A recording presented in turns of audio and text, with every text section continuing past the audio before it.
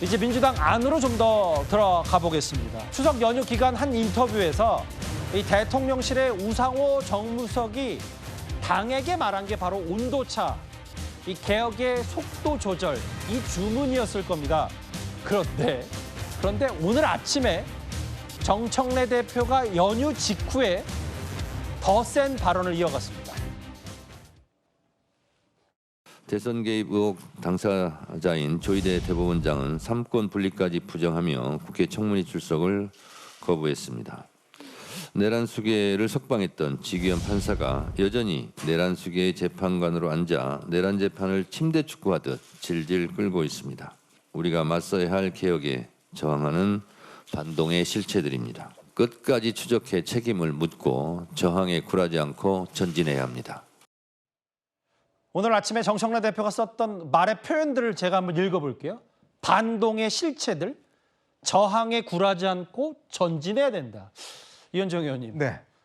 모르겠어요. 우상호 수석 말 이후에 혹은 약간의 요구 이후에 정청래 대표가 더 세게 나가는 것 같은 건 저만의 느낌인가요? 저도 똑같은 느낌입니다. 정청래 대표는 호랑이 등에 올라탄 격이죠. 내릴 수가 없어요. 본인은 여기서 내리면 그러니까 본인의 정치 생명이 끝난다고 아마 판단하는 것 같습니다. 즉 대통령이 뭐라고 그러든 간에 나는 이 개혁의 어떤 이 완성자 이런 이미지로서 내년 지방선거를 치르고 당대표를 연임해야 되겠다라는 어떤 입장이 확고히 선 게 아닌가. 자, 대통령실에서 정무수석과 비서실장이 굳이 연휴 기간에 저렇게 방송에 나와서 이야기를 한 이유가 있을 겁니다. 그 이야기는 자, 당이 좀 이제 대통령을 좀 생각해서 대통령 중심으로 좀 나아가자라는 것들을 아주 완곡하게 표현한 거 아니겠습니까? 예. 더군다나 최근에 정청래 대표에 대한 뭐 요즘 유튜브 구독자 수도 많이 떨어진다고 그러고 또 여러 가지 악플도 달린다고 그러는데 자, 그만큼 정청래 대표를 향한 이 친명 내부의 분위기도 썩 좋지 않아요. 예. 자, 그런 상황에서 이제 사실상 대통령이 직접적으로 이야기할 수 없으니 비서실장과 정무석이 나서서 완곡하게 야, 좀 속도 조절하자라고 이야기를 했는데 그거를 오늘 완전히 맞받아쳤습니다. 즉 그 이야기는 뭐냐면 대통령의 길은 대통령의 길이고 나는 나의 길을 가겠다. 나는 지금 호랑이 등에 타서 내릴 수가 없다. 나는 이걸로 쭉 갈 수밖에 없다라는 걸 오늘 아마 공식화한 걸로 아닌가 생각이 들어요. 자, 이럴 경우에 저는 언뜻 생각나는 게 노무현 대통령 시절에 4대 개혁을 놓고서 즉 국가보안법 철폐 등등을 놓고서 당시의 어떤 강경파들이 굉장히 드라이브를 많이 걸었어요. 자, 그러다 결국은 아무것도 이루지 못하고 저 선거 참패로 이어졌던 기억이 있습니다. 자, 그런 기억을 다시 되살려 본다면 지금 저렇게 당과 그다음에 대통령실의 엇박자 그리고 지금 해결해야 될 문제가 꽤 많습니다. 지금 에이펙도 있고요. 또 지금 국민의 이런 삶의 문제가 많이 산적해 있음에 불구하고 오로지 사법부를 겨냥해서 사법부를 공격하겠다는 것만 하는 당 자체의 스탠스가 과연 국민들이 어떻게 받아들일지 아마 그거는 앞으로의 여론조사 결과가 말해준다는 이야기를 할 수 있을 것 같습니다. 뭐 일부 보도에 따르면 구독자 수도 다소 줄었고 여러 정청래 대표에 대한 악플들이 그동안의 정 대표를 뭐 맘껏 지지했던 기류와는 좀 다소 달라진 거 아니냐. 뭐 강경파 때문에 대통령이 안 보인다는 취지의 댓글도 물론 이건 일부 댓글을 좀 표집한 거고 구독자 수 4,000명 뭐 등락도 있을 테니까 그건 감안하더라도 서재현 대변인. 네. 우상호 수석이 비교적 온건한 인물로 잘 알려져 있고 더 잘 아시겠지만. 네, 맞습니다. 그래서 어쨌든 뭐 요구, 요청 혹은 당의 약간의 경고 이런 메시지를 분명히 공개적으로 했는데 정청래 대표가 저렇게 더 세게 나가버리면 대통령실 입장에서도 그 다음에 어떤 말을 당해야 할지 좀 고민이 되는 건 아닌지 모르겠어요. 그러니까 이제 그 여당 대표와 이제 대통령실 입장이 같을 수도 있고 다를 수도 있는 것이고 또 역할이 좀 다른 것도 맞는 것이거든요. 그래서 지금은 뭐 일부 당원들이 뭐 걱정 아닌 걱정하는 것도 사실입니다. 그리고 정청래 대표에 대해서 응원하는 분도 계시고 또 걱정하는 분도 계신데 이런 부분을 잘 해결해야 되는 것이 다 여당 대표의 역할이다. 지금 정청래 대표 입장에서는 그 개혁을 이제 자전거에 비유 많이 하거든요. 호랑이 탄 게 아닙니다. 정청래 대표는 자전거 그러니까 페달을 안 밟으면 쓰러지기 때문에 계속적으로 페달을 밟아야 한다는 논리를 계속 하는 것이고. 말씀을 죄송한데 오늘 한 칼럼은 페달을 밟긴 밟는데 그 자전거가 내리막길이기 때문에 그렇죠. 더 가열차게 갈 수도 있다. 그래서 그렇죠. 좀 속도 조절해야 된다. 이런 취지의 얘기도 있긴 있어요. 반대로. 그래서 대통령실에서는 지금은 내리막길이면은 우리가 종단길에서 뭐 대구에서 계속 서울까지 자전거 타고 오는 길이 있으면 예. 내리막길, 즉 내리막길에서는 외부의 행사, 뭐 유엔 연설이라든지 그리고 예. 뭐 불꽃 축제 같은 그런 내리막길에서는 페달을 가급적이면 좀 하지 않고 주변에 좀 환경도 확인하고 또 오르막길에서는 또 강하게 함께 밟아 나가면 되지 않냐 이런 표현을 하신 것 같은데요. 즉 그 대통령이라든지 뭐 정청래 대표 입장에서는 개혁에 대해서는 필요성은 있지만 그 분위기, 그 환경적인 것, 특히 이제 11월이면 또 에이펙이 있지 않습니까? 예. 그러면 또 조의대 뭐 청문회를 넘어서 뭐 이제 또 국감장 부르고 하는 여러 이슈들이 있을 텐데 예. 이런 걸 좀 조화롭게 하자. 왜냐 여당은 일단 지금 국민들이 바라봤을 때는 야당의 대표가 아니잖아요. 그럼 여당의 대표에게 알겠습니다. 주어진 역할도 있기 때문에 그 부분을 좀 조화롭게 해결하자는 취지의 말씀일 거다. 그렇게 이해하시면 됩니다.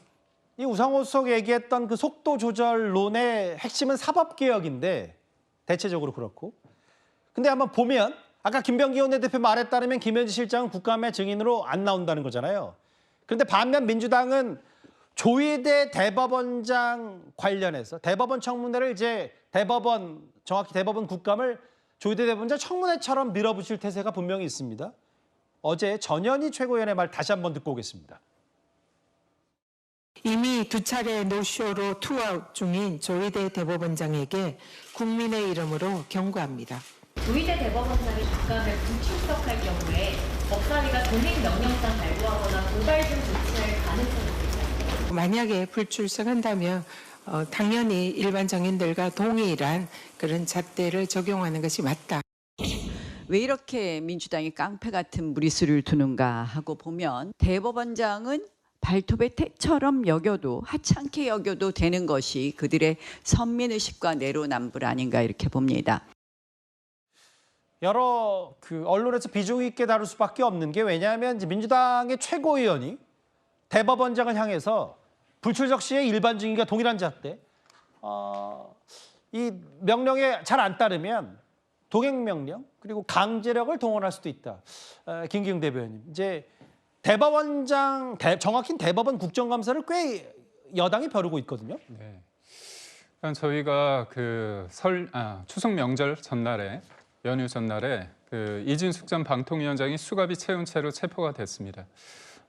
물론 체포 적부심을 통해 석방이 됐습니다. 그런데 이번에는 대법원장을 국정감사 때 나오게 하게끔 위해서 나오지 못한다고 그런 입장을 하니까 동행 명령장을 발부해서 사실상 끌어내고자 하는 겁니다. 예. 그러니까 지금 비서관이 사실상 대법원장보다 위에 있는 거거든요. 근데 저는 이게 지금의 정청래 대표와 그다음에 전현희 최고위원 같은 경우는 사실상 강성 지지자들, 개딸들 입장에서 봤을 때는 그들이 눈높이, 그들이 원하는 방식대로 하고 있는 겁니다. 그러다 보니까 예. 자제나 절제보다는 본인들이 절대 선이고 사법개혁을 위해서는 당연히 조희대 대법원장을 국정감사장에 끌고 나와야지만 그게 된다는 거죠. 결국은 나경원 의원이 말했던 것처럼 본인의 사법개혁이라는 절대 선 명제 아래 나머지 사람들은 반동이라는 말까지 서슴지 않고 있는 거기 때문에 반동은 어떻습니까? 광정으로 끌고 내려와야 되는 거 아닙니까? 예. 그렇기 때문에 도저히 우리가 상상하기 힘든 대법원장에 대해서 동행 명령장을 발부할 수 있다. 그리고 심지어 투아웃을 했다. 그렇기 때문에 이번에는 반드시 나오게끔 하기 위해서 이런 거를 할 수밖에 없다는 사실상의 겁박을 하고 있는 게 아닌가 싶습니다. 대법원장 뭔가 국정감사에 제대로 안 하면 응하지 않으면 강제력 동원할 수 있다는 이 취지. 그런데 잠깐 7년 전으로 거슬러 올라가 보겠습니다. 당시 민주당은 김명수 대법원장 체제 때 이런 장면을 연출했습니다. 논란의 중심에 서 있는 김명수 대법원장은 국민 앞에 이 모든 것을 상세하게 설명해야 합니다. 인사 관련된 부분은요. 이미 국회가 인사청문회 다 했어요. 근데 여기 와서 그 내용을 다시 묻겠다라고 한다면 국회가 인사청문회 했던 의미가 뭐가 됩니까?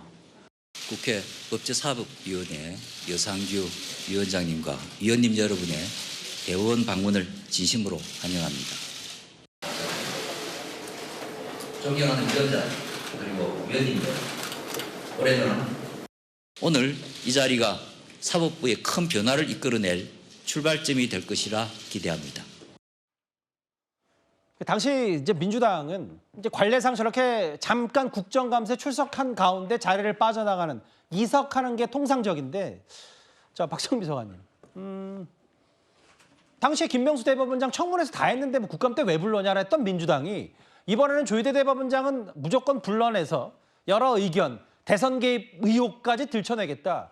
이게 7년 전 사례와 너무 다르지 않냐, 어떻게 판단하세요? 근데 일단은 이 사안 같은 경우에는 뭐 국회에서 뭐 인사청문회를 했던 건과는 이제 내용 자체가 좀 다르고, 특히 이제 사법부가 대선을 앞두고 직접적으로 정치의 한복판에 뛰어들었던 사안이었기 때문에, 그리고 이재명 당시 후보와 관련된 어떤 이 재판에 대해서만, 특정 건에 대해서만 합의 기일을 빠르게 굉장히 촘촘하게 잡고 전원합의체에 이례적으로 빠르게 회부를 하고 1심과 2심의 판단이 판이하게 달랐던 사안임에도 불구하고 여기에 대해서 대선 직전에 어떤 유죄 취지의 파기환송 결론을 내리기까지 정말 짧은 시간이 있었거든요. 뭐 사실 2주도 채 안 되는 시간 동안 결론이 났었습니다. 그렇기 때문에 여기에 대해서 전원합의체에 회부하는 결정을 했다라는 것을 두고도 사실 당시의 설명과 지금의 설명이 또 다른 부분도 있거든요.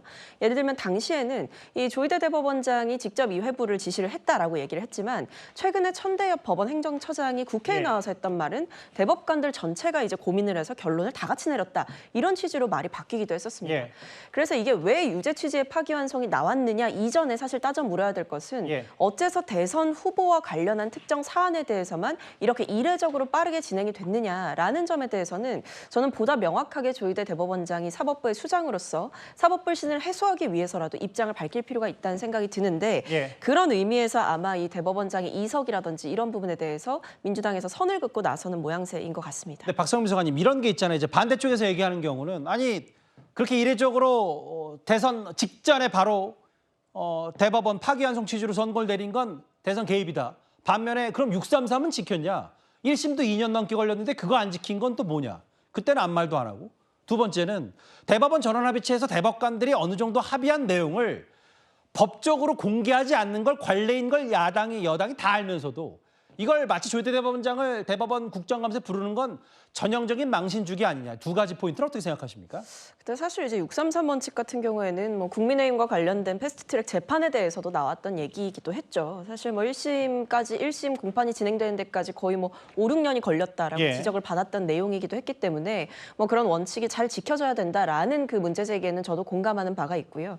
근데 다만 별개로 이것은 제가 앞서도 말씀드렸듯이 전원합의체 회부한 날에 합의 기일을 진행을 하고 이틀 후에 두 번째 기일을 이제 진행을 하고, 그것도 여러 사건에 뭐 대해서 합의 기일을 진행한 게 아니라 특정 사건 단 하나, 그러니까 이재명 대통령과 관련된 재판건에 대해서만 이렇게 합의 기일을 진행하는 것 자체가 매우 이례적이었다라는 평가는 분명히 법원 안팎에서 있었기 때문에 여기에 대해서는 좀 분명히 입장을 밝힐 필요가 있다, 이 생각이 듭니다. 일단 뭐 오늘 뭐 개혁정 반동이라는 표현까지 정청래 대표가 썼는데 모르겠어요. 그 여당은 이제 그 뭐 기어코 이번 국정감사 때 조희대 대법원장을 직접 불러서 강제력을 동원해서라도 따져볼 건 따져붙겠다고 하는데, 대통령실 기류가 이와 똑같지는 않은 것 같아서 저희가 이번 주제에서 짚어봤습니다. 잠시만요. 유럽에서 들려온 속보 하나가 있습니다. 이번 노벨 평화상은 누가 받는지보다 이 관전 포인트가 트럼프 대통령이 받냐 안 받냐, 이쪽에 이제 관심들이 많이 모아졌었는데, 트럼프 대통령의 노벨 평화상 수상은 불발이 됐습니다. 누가 받았나요? 그러면 이제 남미 베네수엘라의 야권 지도자 마차도라는 인물이 이제 노벨 평화상을 받았는데, 이현정 의원님, 요즘 트럼프 대통령이 공식 석상에서 공개 석상에서 노벨 평화상에 대한 의지와 욕심을 뭐 거리낌 없이 내비쳤었는데 결국 노르웨이 노벨 평화상 쪽에서는 주지 않았어요. 이게 좀 어떻게 외교적 파장이 있을 수 있는 겁니까? 뭐 처음부터 예상이 됐던 일인 것 같습니다. 그렇긴 하죠. 뭐 이미 나흘 전에 이미 결정이 됐다는데요.